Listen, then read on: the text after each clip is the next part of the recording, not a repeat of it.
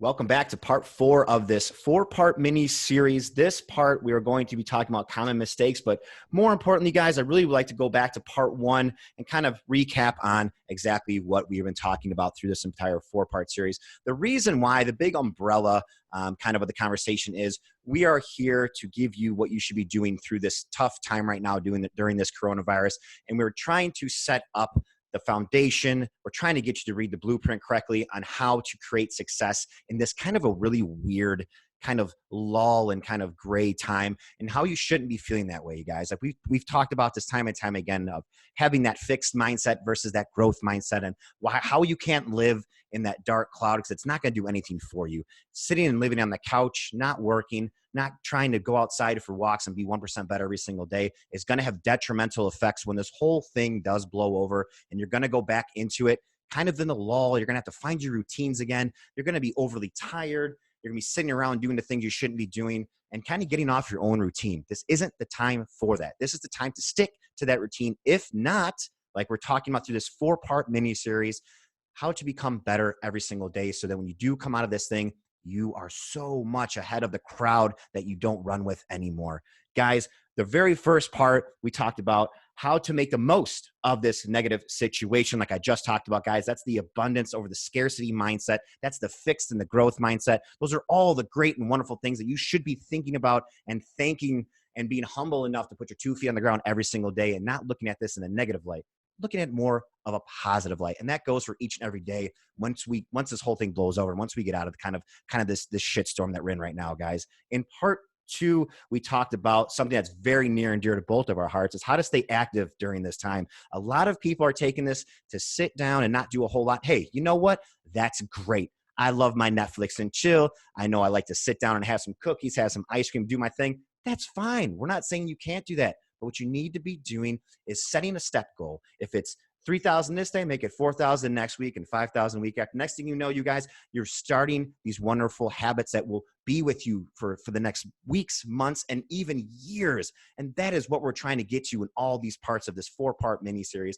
These are things, if you implement that today, they will be with you for the rest of your life. And we break it down so simple, and it's the most simplistic thing you've ever done. Like I said, Josh lays this blueprint out so well. We start creating that foundation and we start putting up the structure. In part 3, we kind of go into something we're probably going to ruffle a little bit of feathers, guys. And we talk about why training right now, and kind of after this also, should not be your number one priority. We go into, you see a bunch of people posting up on Instagram and Facebook about these crazy in-house, outside, inside routines that they're doing, like totally sweating in their own kitchen. I get it. But what is more important than that, guys? We talk about nutrition and how important it is to focus solely on nutrition right now. Dial back the working out. But you know what we need to do? We need to bring nutrition back on the forefront, put it back up on a pedestal to make us that 1% better that we are shooting for through this weird time. And guys, you have to listen to Josh, and he gives beautiful tips on why you only get about 10 to 15% caloric burn inside the gym. What are you really focusing on? Where does that other percentage come from? Where does the rest of your day and your caloric burn come from? It's movement.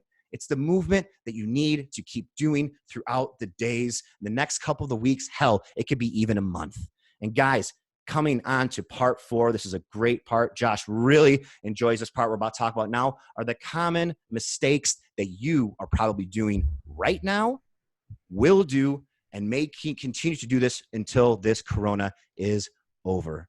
Guys, I'm going to let Josh kind of throw this out there, get this whole ball rolling, get the snowball effect going. Like, once again, guys, grab your pens, grab your pencils. We're finishing this 4-part mini-series up with part 4 with common mistakes.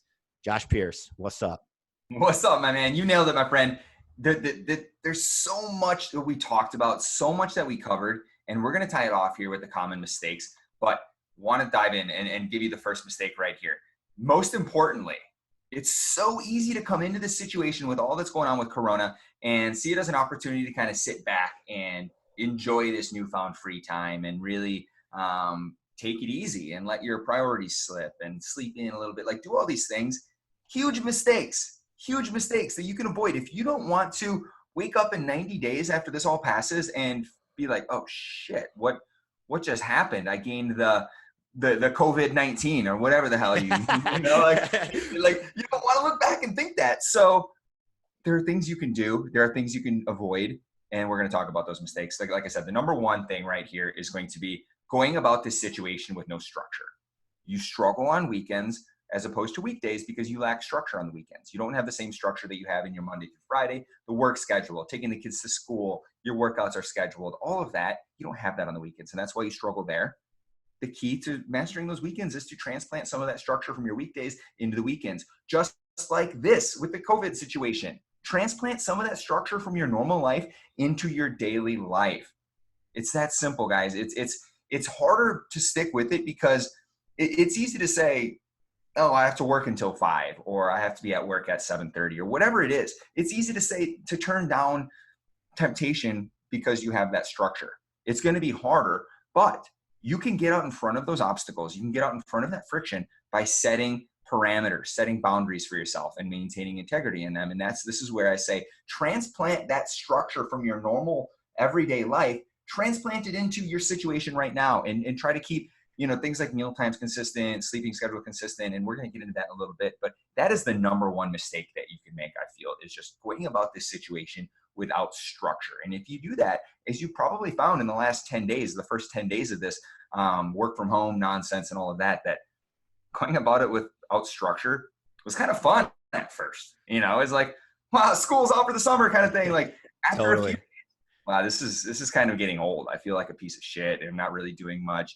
Time is really going by slow. Without structure, you're going to feel that. So that is number one. Anthony, what's number two? Number two is, you guys, with that structure, what you could be shooting for is, if you guys are normally getting to bed at, let's say, 9 p.m. every single night, and you have to get up at X time every single morning, why has that changed? What's going to happen if you start falling off and going to bed at 10, 11, 12, 1 a.m. in the morning? Guarantee you're not going to be waking up at that 5, 6, 7 o'clock a.m. anymore. You're going to be sleeping in that much later. How you can go against that is, guys, stick to your routine. Like Josh just said, structure, routine, go to bed at the same time, try to wake up at the same time as well. If anything, just shoot for a goal, shoot for a bedtime goal. And like we talked about in episode 1, is in part 1 of this 4-part mini-series, is, you guys, you have to have a nighttime routine to actually adhere to your morning routine. If you're going to bed at midnight every single night, you're tired, you haven't moved all day long, 9 times out of 10, you're going to have to sleep in just to get a little bit more refreshed for the next day. So guys, get to bed at the same time. You have structure, get to bed at the same time so you can wake up the same time every day. We are on to number 3, man. This is one that you love so much, right? This is one you love so much. Dude, you nailed it with that, going to bed at the same time. Like, you don't want to go to bed late. It's so easy to, oh, wow, I don't have to wake up early in the morning. I'm going to sleep in a little bit later. I'm going to go to bed a little bit later, stay up watching movies. Next thing you know, it's 2 a.m., 3 a.m., and you're watching whatever. What's that tiger show on Netflix? I haven't watched it yet. Oh my gosh, man. Don't watch it. It's so crazy. Come on, man. I heard it's good. It's so wild. Anyways, that's what I'm going to do till 2 a.m. tonight, guys. Yeah, right. But we're saying it's okay if you guys, like Josh said, you had kind of like that honeymoon phase, right? Like, it was so nice to, I can stay up a little bit later, sleep in a little bit more. Let's not continue to do it. We're not saying don't do that. That's the same thing. We wouldn't say don't eat carbs to lose weight. Just don't continue to do it over the next month. You can do it, but hey, structure's everything. Sporadically, in moderation, right? Late nights in moderation. So piggybacking on the first two, no structure and going to bed late, sleeping in. Don't see this up as an opportunity to sleep in and wake up. Like I said in one of the earlier parts of this mini-series, if you start work at 9 a.m. and you're working from home, don't see that as an opportunity to wake up at 8:57 and flip your MacBook open and start work. Like, no. If you had a 45-minute commute before, replace that commute with something productive, something that's going to support your goals. If you see this as a massive opportunity to sleep in and now get maybe 6 or 7 hours of sleep because you're still going to bed late or whatever it is, you're going to get behind. You can do one of two things during this time. You can either shrink or you can grow. 2 things. The option is yours. And I can't tell you what you need to do. You need to look in the mirror and get crystal freaking clear with yourself and decide where it is you want to be in 90 days. Because if in 90 days, you want to be in the same spot or worse than you are now, great. sleep in, you can shrink, that's fine. But if you want to grow, if you want to be in a better position than you are right now, set those priorities, establish that morning routine. Go back to, what was it, part 1 of the mini-series where we talked about the morning routine. Go back to that, establish a morning routine that you enjoy, that you can look forward to, and see that as an opportunity to get up and get ahead. You can either shrink or grow, guys. What do you want to do in 90 days? That's all I've got for that one. Dude, 100%. I love that too, man. It's like there is really no reason to become lazier with your routine now. Like I get it. The honeymoon phase is over, but guys, think about that. Wake up at the same time. Instead of driving 40 minutes, like Josh said, go for a walk. And that leads us right into another common mistake we will see, and maybe you're getting there now, is totally substituting your movement for being lazy. And you guys, this can fall over on you quickly. This could be a very hard thing to handle. And guys, what's going to happen? If you're waking up for a commute, go ahead and make that movement a positive thing. Move a little bit more. Like you said, make a step goal. Get on top of that thing. What you don't want to do is you don't want to Netflix and chill for the next month, because you know what's going to happen. Weight gain's going to come. You're going to start feeling like shit. COVID-19. You're going to gain that COVID-19, baby. I think we're going to start that. We're going to start that. Good one on that. You're going to gain that coveted COVID-19. And when it comes to the end of this, you get back into your super stressful routines that you were in, you've done nothing to help yourself. And I think that's a big, big deal. So from sleeping in, you're going to sleep in. So you're going to have less time to get into your movement through your commute that you may or may not have in the morning. But let's put a positive spin on something like that. So stick to that routine, stick to that structure, get some sleep in, and let's continue to get those steps in and that movement, whatever it may be, guys. Just continue to move so we don't get those aches and pains in the hips and knees and all that stuff that were going to happen from just sitting all day. And that gives us right into the next point. Josh, what do you got? I'm going to move into that in a second. I want to piggyback on what you said about not moving real quick. Right on, man. So many people think they need to do this big complicated plan or something like that. Like, no, just do what you enjoy. Like the last few days, I've been going out and like hiking. I found a couple local parks that I like, and I'm hiking, like just walking through the woods and stuff like that. Like I'm taking an opportunity to slow it down and do the things that I never got to do when I was running all over the place, being here at appointments over there, 30 minutes to the chiro, 30 minutes back, 30 minutes to therapy, 30 minutes back. Like I a ton of time free up. Use that to your advantage and do things that you would have liked to do that you didn't have time for. So maybe it's kayaking, maybe it's going out for a bike ride, maybe it's walking, whatever. Make it fun. Do it something that you're going to enjoy. Okay, that's a big thing right there. Moving into the next one, mindless snacking. Guys, you know what I'm talking about. If you're listening to this, you've been there. You are probably there right now. It's okay. This is my favorite. It's okay. And when it comes to me, as you may know, I'm a nutrition coach. I fucking love snacks. Like I am all about snacks. My coaching modality is of course, food quality is so important, but so is snacking. Like I'm never going to say, don't snack, like stop snacking, like don't eat junk food. No, I'm not going to say that. Like I am the kind of person, first off, I love my snacks, and I coach based on my own lifestyle. So if snacks are a priority in my life, great. They're going to be a priority for my clients as well. And that's why they kind of gravitate toward me, is because I help them learn how to eat more, how to work their favorite foods in and not feel guilty, how to work them in moderation and stuff like that. But you have to draw boundaries for yourself. It's so easy to get carried away with this. If you're not typically at home during the workday, you're typically in your office and you don't have much for snacks and you get your 1 hour lunch break or whatever, it's easy. You've got those boundaries. You've got the structure already set. But when you're working from home and there's nobody looking over your shoulder saying, oh, is she at her desk right now? It's so easy to be sitting in the kitchen munching on a box of Teddy Grahams. It's easy. Right. Get it. But you got to draw the boundaries. Plan your meals, plan your snacks, and go into that with a plan in advance, so that way you don't get carried away mindless snacking. And like I said, snacking is okay. It should always be fine. You should be able to work in the fun foods. If it's Chips Ahoy cookies, ice cream, whatever, that's fine. Just make sure you're not getting carried away with it, and make sure you're accounting for it. If it is putting you over your calorie goal, putting you in a calorie surplus, whether you track calories or not, your calories count. If that is putting you in a calorie surplus, you will gain weight. You will gain weight. I'm sorry to say it. So you need to gain control of that. And you can do that by planning your days in advance, accounting for what you're going to eat with each meal and each snack before you start your day. And by doing that, like I'm a big fan, I track my macros and calories, whatever. I'm a big fan of pre-logging your foods each day. By pre-logging, you can prioritize what meals and snacks that you want to go first. You put them in there. So for example, tonight, got a date with my girlfriend. We're going to get ice cream. So I'm going to pre-log ice cream in my day first as my last meal for the day, and then work backwards to the next most important meal. For me, probably going to be dinner with my girlfriend, actually. So I'm going to pre-log dinner, and then I'm going to continue working backwards in order of priority. And maybe I get everything in my day, but maybe I have to have a smaller breakfast because Right. I prioritized that snack and that nice dinner that I'm going to have. Great, right? It's like you can make it all fit, and it's guilt-free because you just made it fit your plan. If you don't do that, now you're constantly looking over your shoulder wondering, oh my gosh, did I cheat? Is this okay? Is this going to make me fat? Like, you can really do it guilt-free by pre-logging your foods. But really, at the end of the day, mindless snacking. Don't do things you wouldn't normally do. If you don't Right. mindlessly snack at work, don't do it at home. If you mindlessly snack at work, don't do it at home anyways. Right. Like, and the same with drinking wine. You know, we were chatting on one of the earlier episodes, and Anthony mentioned it's so easy to kind of get, have wine a few nights during the week when you know that it's kind of a crazy time out there.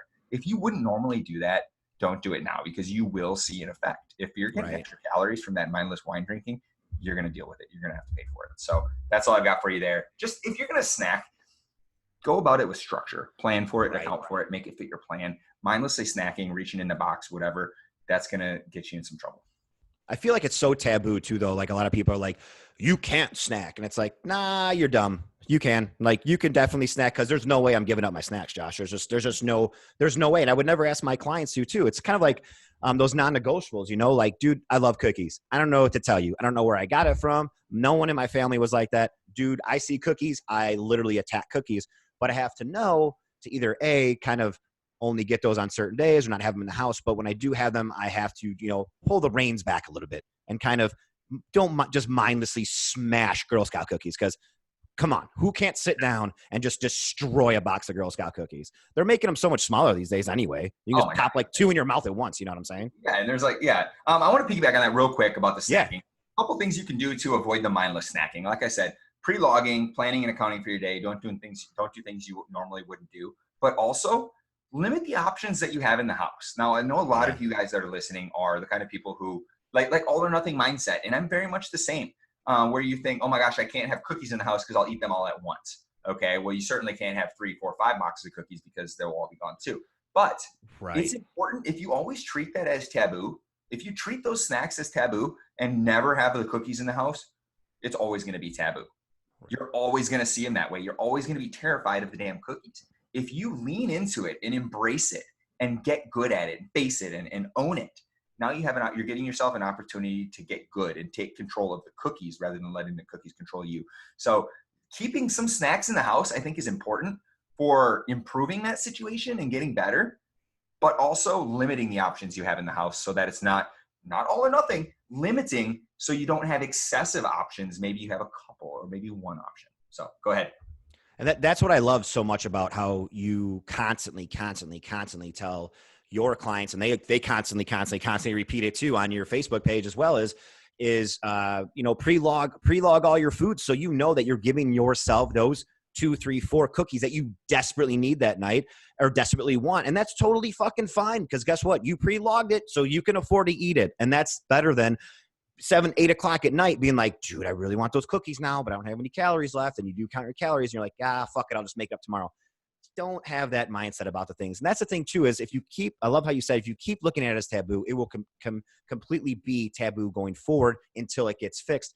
And in like the really weird way I like to say this too, I'm going to say this as softly as I can. I don't want to ruffle anybody's feathers, but we're almost making it an eating disorder, right? We're saying don't eat those foods that may, quote unquote, in my fingers in the air, you guys can't see that, bad foods. Like, dude, there's no bad foods, man.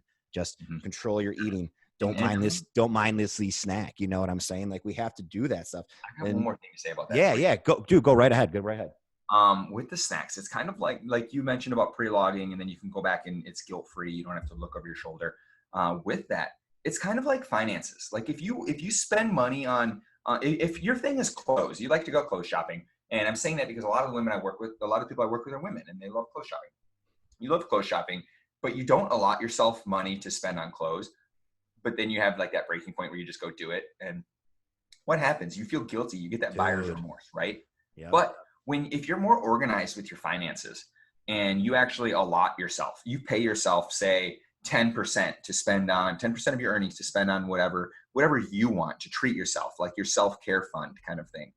Now you can spend that guilt-free on those clothes. That's kind of like this. Like if you pre-log, it's like you're setting aside X amount of calories to spend guilt-free on those cookies or whatever it is. So, I made that connection when you were thinking that, and it's very similar to what I do with my finances. And it's helped me overcome that guilt of like, oh my gosh, I can't spend. Oh my gosh, now I just spent too much. Like it's very much all or nothing. And you can ease into that and break that all or nothing by allowing yourself to, giving yourself grace and making it work for you. So I'm actually done talking about snacking now. But mindlessly snacking is mindlessly spending too on our finances. It's the same thing. You could put the same. A lot of people be like, well, that's stupid, Anthony. It doesn't make any sense. No, think about it. How Josh just put it. It makes a ton of sense. And I think that's how you have to look at it. And you don't want to feel that guilt, because that only leads to, after that guilt, you shame yourself. You feel shameful what you did. And next thing you know, you're just starting to quit on things. You're starting to quit counting. You're starting to quit looking at your finances. And next thing you know, you are in some really bad shape. You're in some really bad shape. So going from that one into, it's almost the same thing as not prioritizing your nutrition. Same thing with mindlessly snacking. You're not prioritizing things. And we can do that while we could pre-log, or you can think of things and prioritize your nutrition or / your meals. And kind of, you can set timers. Like this is what I'm doing since I've been home. This is what I've told everybody too, is like, all I do now since I'm home so much is move and eat. I feel like I'm eating so much, but I'm not. I'm staying within my calorie, restrictions, my calorie bounds, you know what I'm saying? But I have to understand that as much as I want to eat, I look at the clock, I'm like, oh, it's only about an hour. I don't need another meal right now. You know what I'm saying? Like I'll space it out a little bit. So I'm trying to prioritize my nutrition so I just don't eat because I'm bored. And I think a lot of us will do that at this time. We're so damn bored. We're going to go grab one cookie here, one cookie there. We're going to have a meal here. Or, hey, you want to do takeout and not pay attention to it? It's one of those things like, let's prioritize it. Let's take some time. If you really need to hit 4 meals a day, well, hey, structure it out a couple hours. Really understand what you're trying to do. Pre-log your food, but take time. Don't go at it mindlessly. Let's prioritize things. It's the same thing. If you're not prioritizing your day and you're hitting snooze, and next thing you know, you're running out the door, you're grabbing whatever's in a package out the door, you're going to your local coffee shop. It's like, you're not prioritizing shit. Okay. You're not prioritizing anything. You're flying in the seat of your pants, and then you wonder why you're stressed out all the time. You wonder why you can't hit your goals, and you wonder why you're mad at the world. You have no fucking structure. And that's what we're trying to get to today. And that was one of the last points that Josh made. One of the first things he said. Structure is number one. It is number one. You have to prioritize these things. And from doing all these great tips that we just gave you in the last 5-10 minutes, you guys are just creating freedoms in your life. The freedom of choice to eat what you want to eat. Josh is going out to dinner tonight and he's having ice cream. You know for a fact he saved those calories up. Just like you know for a fact, if he's going on a trip, he's not spending all his money right now. He has to save it for that trip. It's the same thing. He made that similarity there, guys. Go back and listen to what he said. It's very, very important that you understand frugal spending is the same as mindlessly snacking. It's the same thing. That's what I got for that, man. Prioritizing your nutrition is very, very important in my book. Yeah, absolutely. Absolutely. And the last one that I want to talk about here, and I think this is very important and probably should have been closer to the top actually, is don't stress about the things that are out of your control. It's so easy right now to get carried away stressing about everything that's going on and getting caught up in the news, mindlessly scrolling, and next thing you know, 2 hours have gone by and you've looked at Corona memes and people's bogus news articles for the last 2 hours. Like, it's so easy to do that. And what does that do? That translates into your daily life. That translates into negativity. That translates into added stress. Now think about what your brain does, what your body does as a psychological response to that stress. Now you're taxing your body in a way that you're not accustomed to. You're already taxing your body too much in your course of your daily life. Now we have everything that's going on, and you can't go anywhere, and you can't see your friends. You're in isolation, so there's a chance that we're gonna face social issues as individuals. Now we also have this added stress of the situation. So there's just so many different stressors going on right now. And what that stress does is it negatively impacts our health. It will, as Our body's hormonal response to stress is to release cortisol, kind of like a fire extinguisher to put stress out. So stress is good in little blasts. It can be very good for our bodies in short blasts. But when it's long-term stress for extended periods of time, our body, it's like running the fire extinguisher for 24/7. It's not going to end up good. Okay. And what happens when, like we talked about in one of the previous episodes, cortisol, your hormonal response to stress to relieve and manage that stress, is actually catabolic, which can eat away at muscle. It can downregulate your hormones. It can cause you to retain or actually gain fat.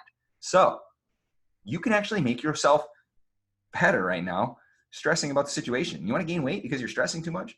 Chill the fuck out. Stop stressing. And with that too, managing that cortisol is going to, that cortisol, if your cortisol levels are too high for extended periods of time, that's going to have an effect on your immune system because it's down-regulating your hormones. They're not able to do their jobs. And now with Corona going around, you're putting yourself in a worse off position to defend yourself from any virus, any illness, any cold, anything like that. And I'm not saying that reducing stress is going to cure Corona or make you immune to Corona. I'm not saying that at all. I'm not a doctor. Like, don't mistake that. But you are putting your body in a worse off position, compromising your health, your immune system. And with coronavirus going around, I don't know about you, but I'm not trying to compromise my health or immune system one bit. So I'm trying to relieve stress as much as possible. Stop scrolling, stop stressing about the things that you can't control, create control where you can, and add those parasympathetic stressors that we talked about, things like walking and enjoying time, reading and journaling and meditating and things like that. Add those to your life to help manage stress better. And not just right now, guys. I want you to take that through this little epidemic that we are going through. It will be over. And the one thing you need to focus on is you and the people around you, whether you have kids or loved one next to you or you're not and you're by yourself. Focus on you. Stay positive. If those things stress you out, Instagram, Facebook, your friends texting you, hey, you know what? There's a mute button. There's a block button. There's a, hey, don't fucking say that stuff to me anymore. I need to walk away from you button. Be that person. Don't stress out about those things that you have no control over. And this goes far and well beyond this little thing that we're going through right now. And when this all blows over, you need to continually use these tips and tricks we're talking to you guys about going towards the future. And you're going to come out after this way better than you went into it. Yeah, you absolutely nailed it there. Like this is an opportunity to focus on you. See the opportunity here. Seek out opportunity and try and find the silver linings in the situation. And I actually made a post today and I talked about, at first I kind of felt guilty with all the silver linings that I was finding in this situation. Like, it's a horrible situation. And I'm like, oh, I kind of like that this happened. And I kind of like I get this opportunity. And I kind of felt like a selfish asshole about that. And I later realized after thinking about it, I was actually sitting in a hammock at that park the other day and kind of just thinking about it. I was like, you know what? I don't feel bad at all about finding these silver linings. That is, I'm a go-getter, and I'm finding new opportunity.